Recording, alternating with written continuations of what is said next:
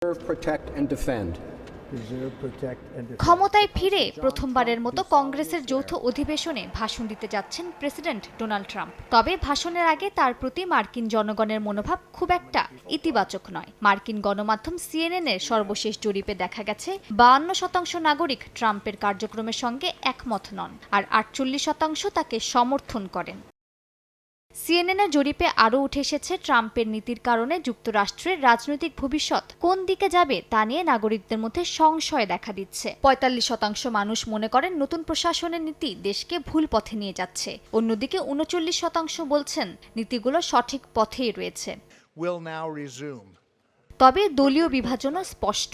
রিপাবলিকানদের মধ্যে 90% ট্রাম্পের কার্যক্রম সমর্থন করেন, কিন্তু একই হারে ডেমোক্রেটদের মধ্যে ট্রাম্পের প্রতি অসন্তোষ রয়েছে। নিরপেক্ষদের মধ্যে প্রায় 60%ই তার কর্মকাণ্ডের বিরোধী। এদিকে ট্রাম্পের নীতিগুলোর প্রভাব নিয়ে এখনো অনিশ্চয়তা রয়েছে বলে মনে করছেন অনেকে। বিশেষ করে যুবক, সংখ্যালঘু ও নারী ভোটারদের মধ্যে ট্রাম্পের প্রতি নেতিবাচক মনোভাব বেশি লক্ষ্য করা গেছে। মালিহা সুহরাওয়ার্দী, সময় সংবাদ।